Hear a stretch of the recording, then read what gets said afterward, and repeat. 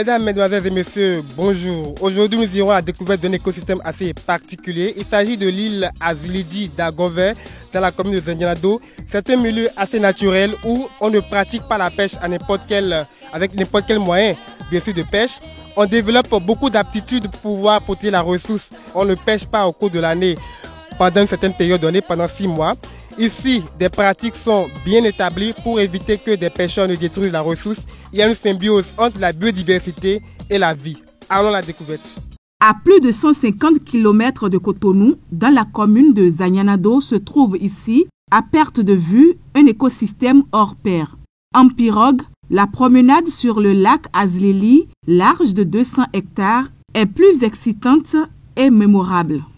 C'est le lac Azilili. C'est un don de génie. Donc c'est dans la commune de Zendianado et dans l'environnement de Péréco et dans le village d'Agonvey. C'est pourquoi on dit Agonvey Azilidi. Et sur l'île, vous avez une école, vous avez une église, vous avez 2 ou 3 forages et ils sont structurés. Et comme en tout écosystème de cette nature, vous avez des oiseaux aquatiques qu'on ne retrouve que dans l'environnement. Selon la légende, ce plan d'eau est le don d'un lépreux au village pour l'hospitalité à lui offerte alors qu'il a parcouru plusieurs localités avant sans être accueilli.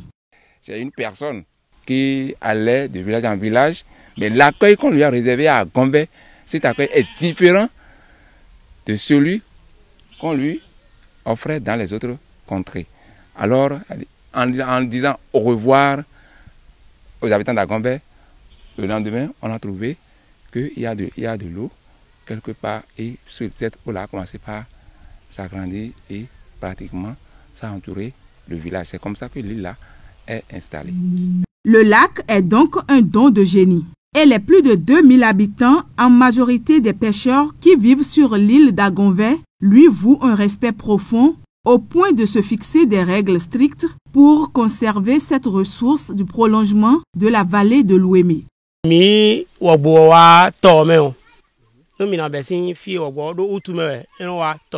Pendant la crue, à partir du mois d'août, nous fermons le lac aux activités de pêche. L'interdiction dure 6 mois. Dans le 7e mois, c'est-à-dire en janvier de l'année qui suit, nous ouvrons à nouveau. Cette mesure vise le repeuplement des poissons dans le cours d'eau.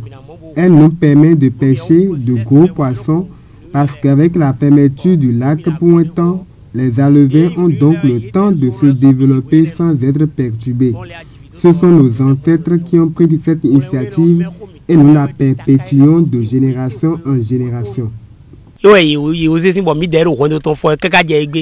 y a des contrôles dessus. Et les nuits, on envoie les membres du comité de pêche sur l'eau pour le contrôle. Maintenant, s'il attrape quelqu'un, veux ou pas, tu paies 100 000 francs. Avant, c'était 60 000. Maintenant, ce n'est pas l'argent que nous cherchons.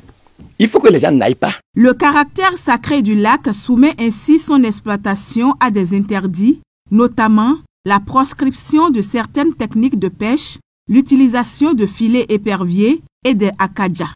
Le panthéon vaudou de l'île assure le respect de cet ensemble d'interdits. Nos filets ont la taille de 3 doigts mis ensemble. Ainsi, les poissons pêchés sont vraiment gros pour nous procurer une bonne alimentation. Ces modes de vie témoignent de la conscience de ces pêcheurs à gérer durablement les ressources qu'ils exploitent et dont ils dépendent pour leur survie. L'approche de gestion intégrée des ressources en eau est en train d'être développée. C'est-à-dire que vous allez constater qu'autour de cette ressource eau, il y a des pêcheurs. Ils sont près de 1000 à travailler sur l'eau. Autour de cette eau, il y a des maraîchers qui font le maraîchage. Et au même moment, les femmes du village utilisent la même eau. Donc c'est parce qu'ils s'entendent pour pouvoir créer un climat de paix autour de cette ressource que cette convivialité règne au sein de la population. Et quand on sait que les plans d'eau, dans leur majorité, sont menacés par les pratiques de pêche au Bénin, l'île d'Agonvey devient un modèle à implémenter pour créer la synergie entre systèmes coutumiers et modernes. Pour la survie de la population et des ressources du village, il faut un certain nombre d'organisations. Et cette organisation doit permettre aux hommes et aux animaux, aux poissons, de se retrouver dans une aisance qui ne dit pas son nom. C'est une expérience qui marche correctement ici à Gonvey et je crois qu'il faut développer cela un peu partout où nous avons aussi des plans d'eau de ce genre. Sur le lac Nokoué, c'est un peu compliqué parce que le lac Nokoué fait 150 km² de superficie. Le lac Nokoué est habité permanemment par une population, la population de Ganvier, alors que ici, vous constatez que la population à Gonvey n'habite pas sur le lac. Au contraire, il protège le lac par des interdits, par des pratiques. Et comme ils ont témoigné, ils pêchent que de gros poissons. Donc, ils n'utilisent pas des akadja. En plus de l'histoire fascinante de cette communauté, la singularité des pratiques de pêche, le paysage formé par le lac autour d'Agonvey est accrocheur. Entre les forêts sacrées, le spectacle des enfants dans l'eau, le reniflement des hippopotames et les étendues de rafial, l'île est un régal pour les amoureux de la nature. Il y a la statanga comme espèce animale. Il y a aussi le caïman. L'hippopotame, c'est pendant la crue. C'est pendant la crue que nous avons l'hippopotame. Donc, il y a ces espèces-là.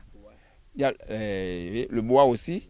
L'île d'Agonvey, c'est une merveille de biodiversité, de culture, emballée dans un sentiment enivrant de mystère et de profusion.